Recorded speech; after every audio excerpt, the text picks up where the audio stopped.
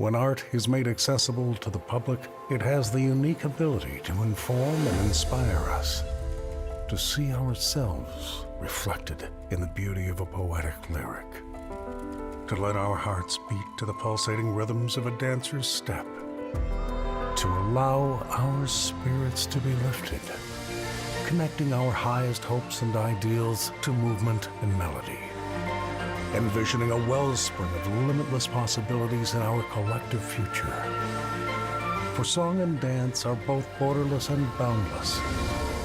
And when genius speaks in any tongue, the entire world will hear it and listen.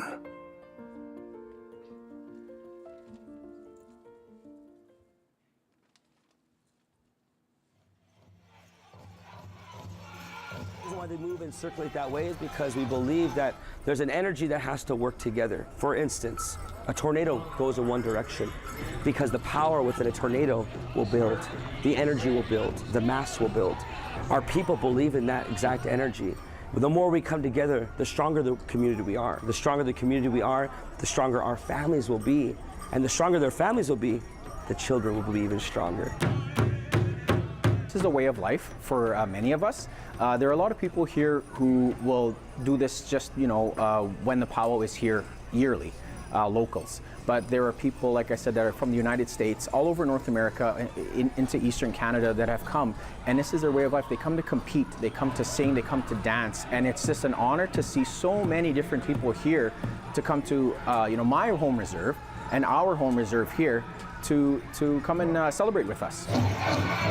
When you see these individuals and they have their regalia on, it speaks who they are as a person. Maybe they might have their family design within their beadwork, or their family design on their outfit or regalia. Their feathers are earned or they're given to them. There's a lot of significance to everything that they wear. So when I see everyone and how bright it is, it's speaking their spirit. It's showing who they are.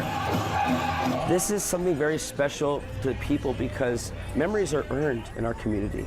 You can't make up memories. You can't make up things that happened. So when we come here, we come together and we get to see people in their element, their happy place. And this is exactly why powwow and our gatherings are very special to our community, because it's a special place and a happy place for us to gather.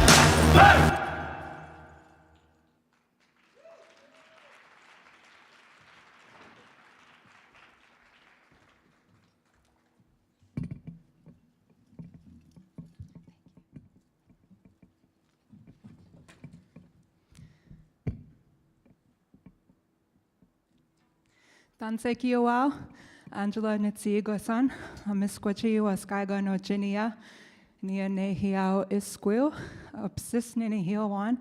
Hello everybody, how are you doing tonight? All right, thank you so much for coming. My name is Angela Gladue, and I have some very beautiful special guests with me tonight. So I'd like you to make some noise for Glo Sige. She's Dene. And we have Denmi Whiteman, Oglaga, Lakota, and Cheyenne. And we got Lane and Sydney Lynch, also Dene. And I'm gonna introduce Mary Phillips, who's gonna come do a land acknowledgement before we start the show.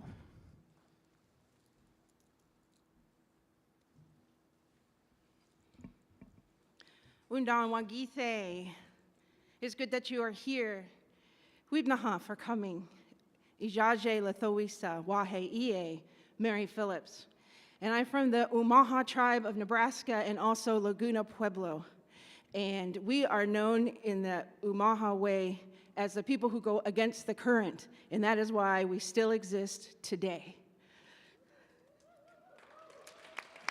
Thank you. Creator has given us much needed mada, noji, rainwater this month. So let's enjoy the small spots of sunshine where you can find them. And we have come together on what many tribes refer to as Turtle Island, on the banks of the homelands of the ancestors of the Nacotchtank, known as the Anacostions, which many may now know the name from the places and water southeast of DC. Many descendants of these first inhabitants remain today as a Piscataway people, long before the boundary stones and legislation. We want to acknowledge the original owners of the land and their many languages or mother tongue from the Algonquin family of languages. We pay respects to their elders, past and present, who taught their families the traditions of intentional connection and reciprocity that keep the rivers pristine and their gardens free of toxins and pollutants for tens of generations, until they no longer could. Today, we acknowledge that we are on Indigenous land and give our gratitude to those whose stewardship has allowed the lush natural landscape and bountiful waters to rejuvenate with each season and harvest, keeping its delicate ecosystems balanced. We acknowledge the Wahube in Shude, or Sacred River, the Patawomac, or Potomac, whose current rushes down from the Blue Ridge Mountains through Great Falls with a replenishing surge through our waterways just over there. We acknowledge the first peoples who traveled through here to prosper or return to their homelands, whose footsteps, hunts, and encampments left no trace. They include the Pamunkey, the Natticoke, Mattaponi, Chickahominy, Monacan, and Powhatan cultures, and from further north, the Lenni Lenape and the Susquehanna tribes who introduced goods and trade to the areas, and long before we as tribal nations needed to ask for human decency and human rights. Weebnaha. Hi, Nanaskomten Mary. And before we get started, I wanted to bring these beautiful women tonight so we can not only honor Native American Heritage Month, but honor our Indigenous women. And we're gonna start off by acknowledging and honoring our missing and murdered Indigenous women in this country as well as Canada. So I've invited Mary to sing a prayer song tonight to open up before we start.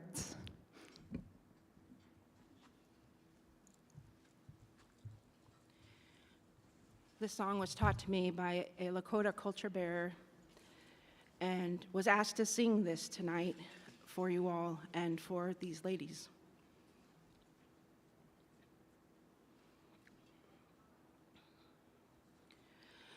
Tunka shila wa mayankaye, tunka shila wa mayankaye.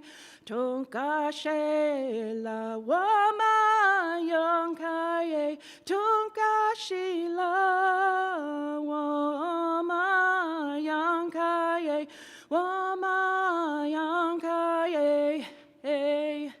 chanum pakile yohonoye waiye, tunka shela wama yonkaye, tunka shila wama yankaye, tunka shila wama yankaye, tunka shila wama yankaye, tunka shila wama wama-yankaye, tunkashila, wama-yankaye, wama-yankaye, Chanu pakile, yohano ye, tunkashila, wama-yankaye, tunkashila, wama-yankaye, wama-yankaye,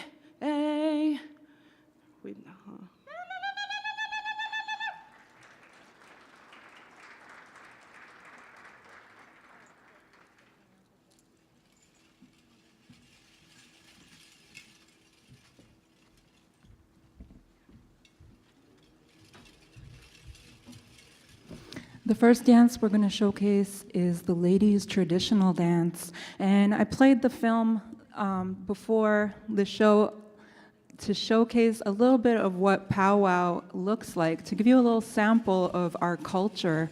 And we come from many different tribes across Turtle Island, but powwow is something that unifies a lot of our tribes, and it's how we celebrate our culture through dance and through drumming. And tonight we're going to showcase different women's styles within the powwow circle. So I'm going to once again invite Mary Phillips to speak a little bit about her style of dance and Glow's style of dance. Everybody give it up for Mary Phillips one more time. I'm good. The women's traditional dance. The dance of the matriarchs, the mothers, the aunties, the women who carry the sacred water of life. This is the first dance that women were ever allowed to dance in the powwow arena. We started dancing on the edges of the arena. We wanted to support our warriors, our brothers, our fathers in their brave grass dance of the umaha. Slowly over the ages and generations, we were moving closer to the inside of the arena, towards the center drum, the sacred center drum. This dance slowly began to get movement with traveling across the arena to round dances, to bowing for the honor beats, which you will hear in the song, and they're beats that you'll hear louder than any other beats. These honor beats are instructions that tell us what we're to do when we dance, instructions on what's in our hearts to every beat, every step that we take when we dance on Mother Earth and when we dance for our tribes and our warriors. This dance that I dance is a women's southern cloth. The other dancer from Glorinda that she'll be dancing is a northern, or using a northern style dress, but she'll also be dancing southern cloth style. But there are northern and southern styles. The northern style have a tea dress design, and that design has pinned to it and sewn on elk tooth, quills, and other natural garnets.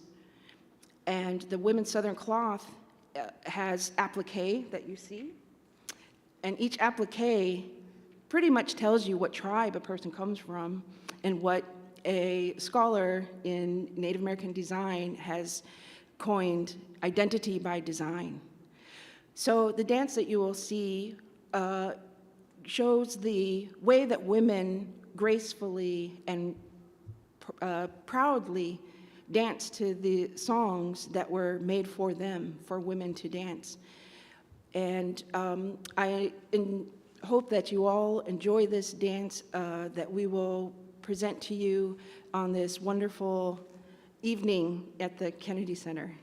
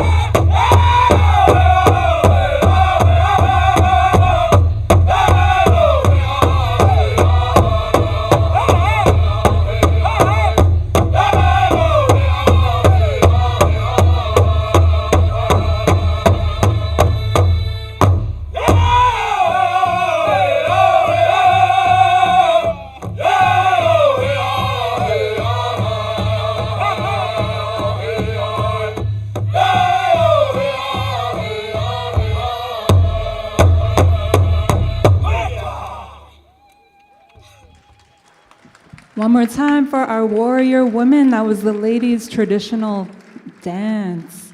And that's the original style of the women in our cultures. And the next dance we're going to showcase is the ladies' fancy shawl dance, which is a contemporary style after the ladies' traditional. So as you see the women swaying their shawls, this dance came from a woman taking her shawl and wrapping it around her and asking for that drum to be sped up a bit so she can dance more up on her toes. And originally, the men created this brand new style, the men's fancy dance, or the fancy bustle dance, or the fancy war dance, which came out of a struggle because of the culture ban that happened here, as well as in Canada, where Native people weren't allowed to practice our culture anymore.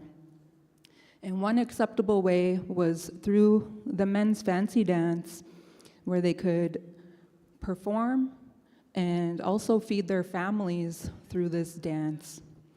During the Wild West Buffalo Bill shows, where he was going around and selecting dancers to be a part of that.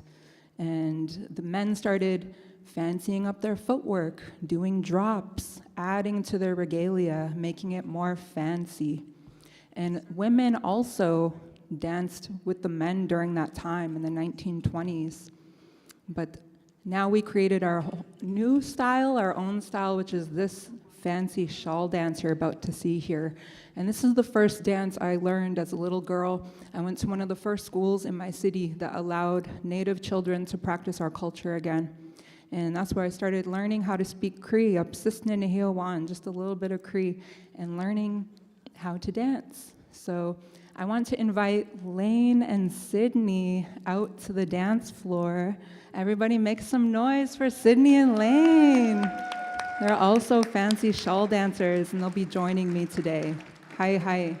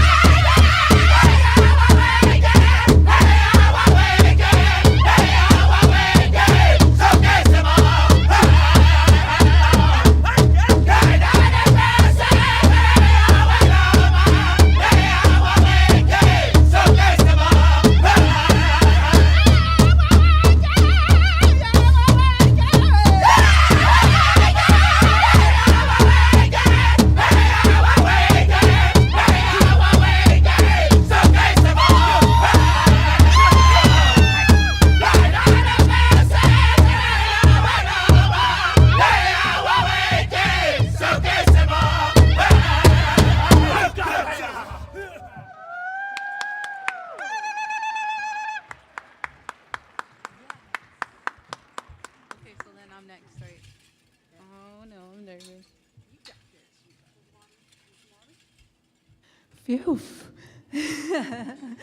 Oh, thank you. Yeah. That's the ladies' fancy shawl dance. I'm going to invite Denmi Whiteman to the stage right now, and she's going to show you the beautiful style of the ladies' jingle dress dance. This dance is a healing dance and a prayer dance that originally comes from the Anishinaabe tribes near the Great Lakes. And the story I was shared about this dance is there was a little girl who was very sick, Maggie White. And her grandfather had a dream that if he made this dress and she was to dance in it, that she would be healed. So the grandfather and grandmother made her this beautiful dress and took her to the arbor. And the first round they had to carry her around because she was so sick that she couldn't walk. And the second round that they did, she was able to hold their hands and walk with support. And then third round, she was able to let go and walk on her own. And by the fourth round, she was dancing like she was never sick. And that's the story that has been passed on about the Jingle dress dance. And I would love for you to make some noise for Denny Whiteman sharing this beautiful prayer dance.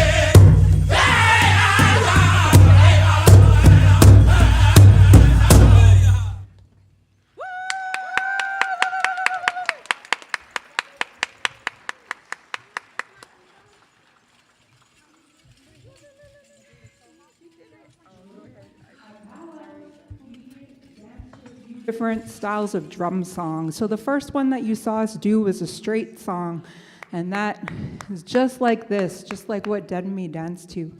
We also have another beat called a crow hop. So a crow hop is exactly how it sounds, mimicking a crow bouncing around in the field. And this is a dance that the women fancy do, as well as the men fancy, the grass dancers, and the men's traditional dancers as well. So we're gonna invite the girls back out and we're gonna demonstrate a crow hop.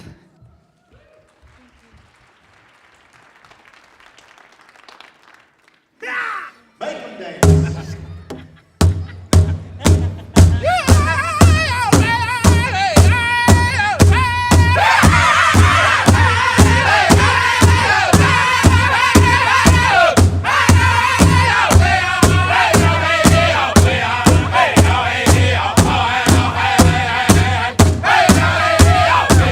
Hey!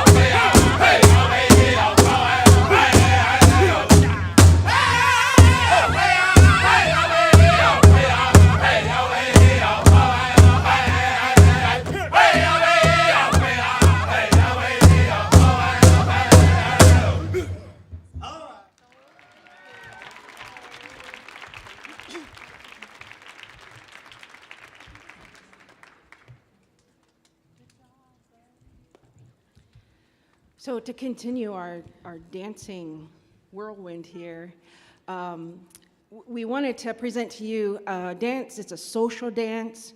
It's a dance that goes back a long way, and it's called the round dance. And the round dance is just like it says. We go around the center drum, and we dance to those beats that just get into your heart. And when you dance to these, that's to dance for your friends, for celebration, for a time of enjoying just being amongst each other in our communities. This round dance is also something that comes from the North and has been making a huge trend among young people, which is great because they spend their Thursday, Friday, Saturday nights round dancing, and inside of a Native American center or First Nations community area where they spend all evening dancing until the early morning dawn and singing songs. In the southern areas of the United States, the southern tribes introduced what's called the 49 songs, which are also a social dance song, singing about many things like love songs and people who got somehow tricked. So some of those words may come out in some of the round dance songs if you look this up afterwards. But we're going to show you our style of round dance, which is a southern round dance.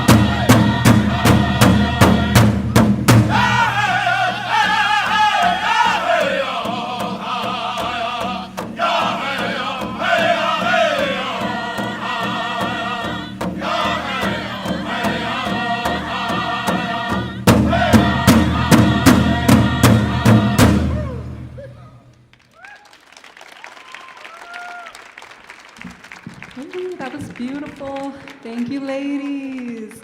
We're going to invite Denmi back out for her second song, and this is a side step, similar to what you saw with the round dance, but the side step is a little bit faster, and these are the different ways that we do the jingle dress dance.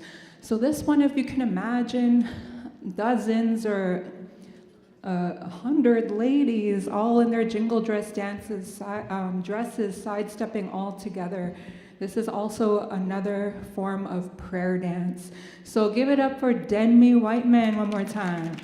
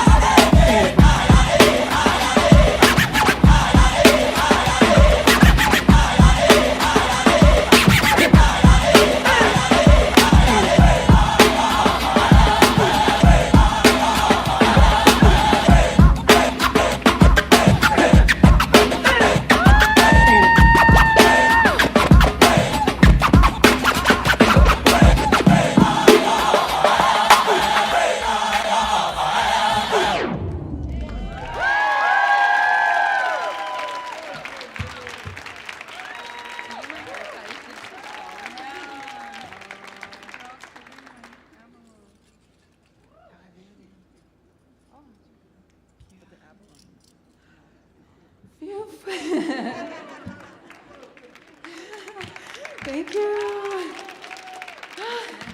I'm just getting over that seasonal bug. Yeah. So phew. Thank you. Hip hop is something very dear to my heart. Like I said, with the culture ban that happened, we also have residential schools in place and boarding schools in the US. So Indian boarding schools here, residential schools in Canada, and that led to a big loss of our traditions, our culture, where, they tried to get rid of it all. And because of that, we have a lot of things in our communities, like that we struggle with. And as a youth, I was very inspired by dancers in my community because a lot of Native kids where I'm from really gravitated to hip hop culture. And I adopted that culture because it was something that they could relate to through the lyrics and the music. And through Black culture here in America, Native kids really gravitated towards that. And there was a couple crews, the Magoo crew and the Red Power Squad, and these are crews that I saw growing up, and they were always ciphering, battling each other, rocking their crew sweaters, and they took it very seriously. And it was super inspiring. And they are some of the first dancers I saw dancing on stages just like this, sharing a healthy way of life through hip hop and our culture as well, and combining the two in a really beautiful, inspiring way. So as a youth, that became my dream. I was like, oh, that's what I want to do. And, you know, we had DJs too that played at dance clubs that were also known as sober clubs. And these are places Native people, urban natives from the city, as well as natives living on the reserve surrounding the city, will come to every weekend. It'd be open till 3 in the morning, all ages. There was no alcohol, no drugs, but everyone had a good time. And this is where I would see the dancing. And they'd play dance music, country music, rock, hip hop. It was all in the 90s. So that's what inspired me to become a B-girl. And my B-girl name is Lunacy, Lunacee, and that's what I've been battling with since 2003, going to battles and just representing, hip-hop culture. And I've been blessed to be able to meet pioneers from New York and all over the United States, and it's just been such a blessing. So I thought if you care to join in, we could do a little dance ourselves. We've got lots of space here, and I can share some dancing with you all. Don't be shy. You can all stand up, and you can find a spot in the aisle. We have this open space here. That's why your chairs are so far away. I asked for a dance floor.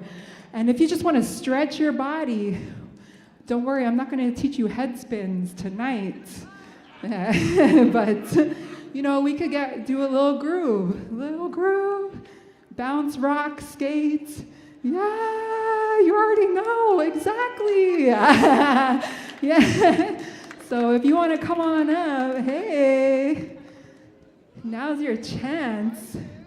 I made a little mix last night, and you're going to hear some Boogie the Beat. He's a Anishinaabe DJ producer from Winnipeg, Manitoba. You're going to hear some Halluci Nation from 6 Nations. Yeah! I was blessed to tour with them for 8 years all over the world, breaking and powwow dancing. So you're going to hear their music, and you're going to hear maybe some Superman and DJ Shub. These are all some incredible Indigenous producers and DJs. So I made a little mix last night just for you guys. Yeah, so don't be shy. All right, let's try this out. So just follow along. We're just gonna groove and see what happens. Have fun. All right.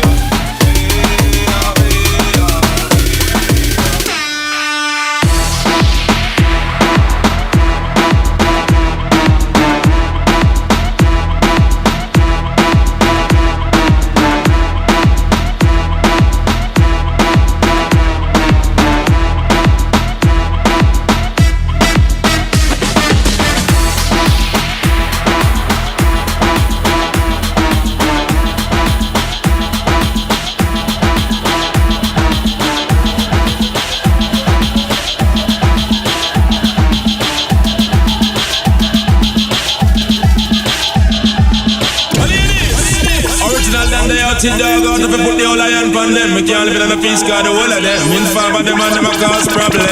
Chop it.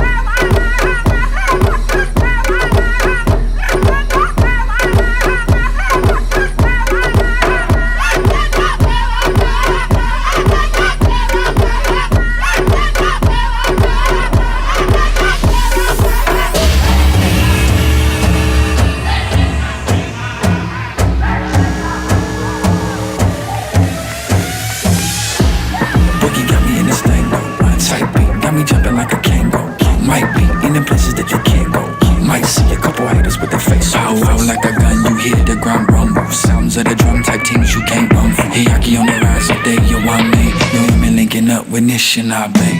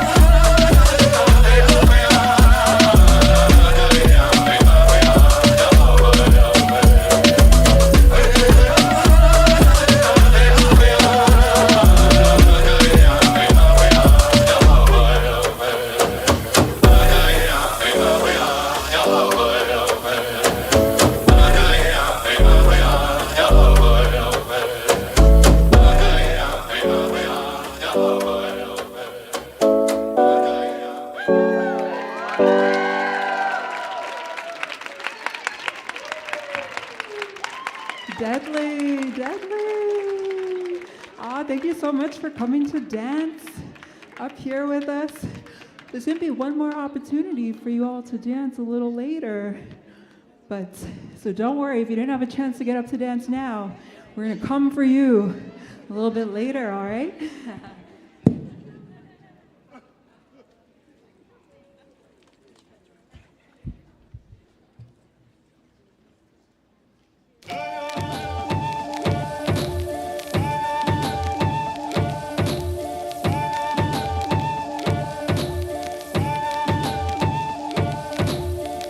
Everything was brought to you by the Creator, the one Creator. Some people call him God, some people call him Buddha, some people call him Allah, some people call him other names. We call him by the Creator, Grandfather. We're here on Earth only a few winters. Then we go to the spirit world. We are all from the earth.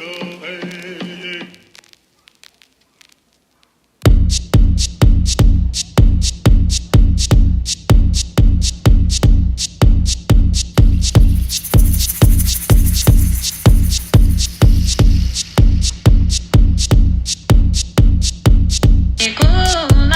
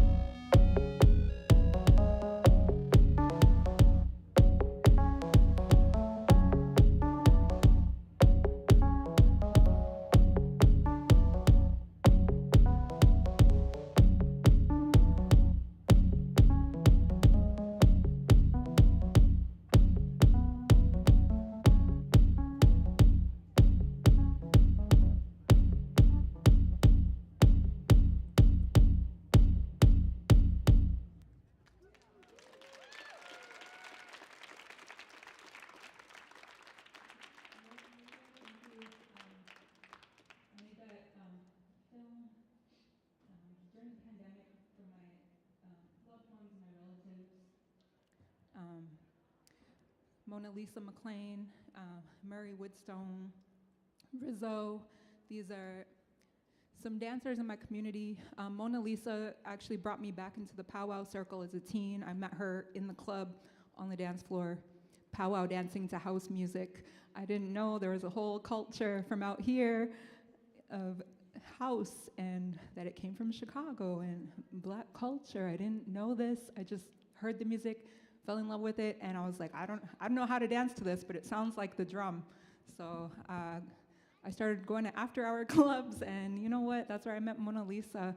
And at the time, I was in foster care and in and out of different group homes, and there was drugs in these environments, and I was struggling with that at the time. And Mona Lisa is somebody that brought me back into the powwow circle and gave me my first regalia to dance in the circle.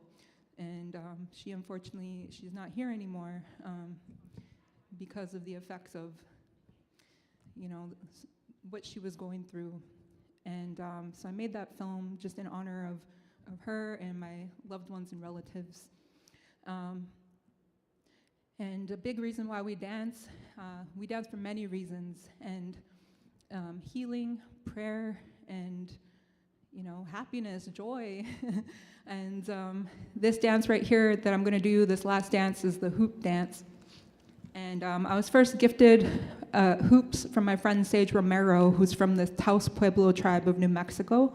And it is said that this is where the dance originates from. And this is also a prayer dance and a healing dance. And I didn't start hoop dancing right away.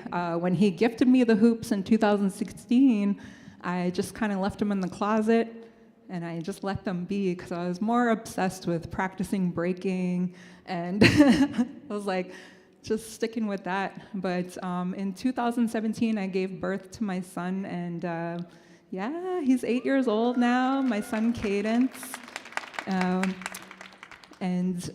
that's when I decided to hoop dance, because I was actually going through postpartum depression at the time, and I didn't know a thing about that until I went through it. And the hoop dance really helped me just be in the moment and be present while I was going through that. And I really believe it was my mind and my body and my spirit coming back together after going through that experience of giving life, And even though I gave life, I was constantly plagued by just negative thoughts, or thoughts of even death, that something bad was going to happen to me all the time. I was in that constant state. And maybe because when we're going through that, we're close to the spirit world. I'm not sure, but I can only say that's what I was going through. And I'm thankful for this dance right here. And it's also a storytelling dance that shows how everything is connected in the circle of life. So I hope you enjoy this, and you can use your imagination with what you see here today. And this is the hoop dance.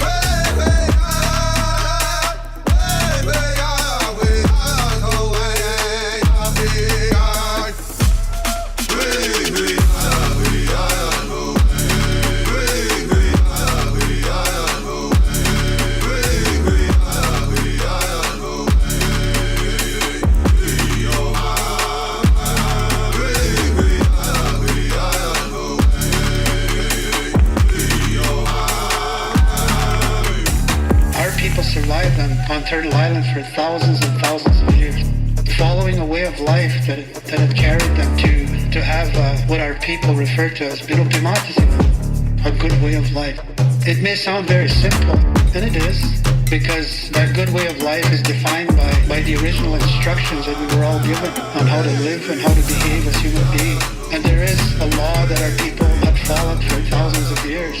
The great binding law of the Creator was taught to our people that there is a great spirit, that there is this great mystery. We do not have the capacity and the intelligence to understand the fullness of the greatness of this great mystery. The best we can do is to feel that great mystery in our heart and in our spirit.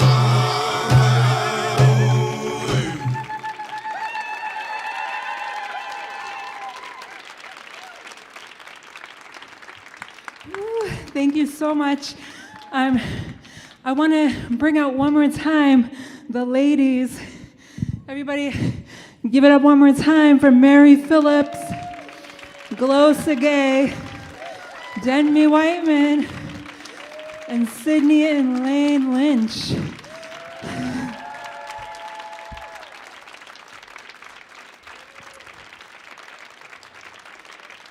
Ooh. Thank you so much. I don't know if we have time. Oh, no? Okay. You know what? That's okay. I was going to invite you for a round dance, but it's okay. Next time. Next time. Maybe we could play the round dance on the way out, and we can round dance out of here. But thank you again for having us. Nanas Komten, and we'll see you again.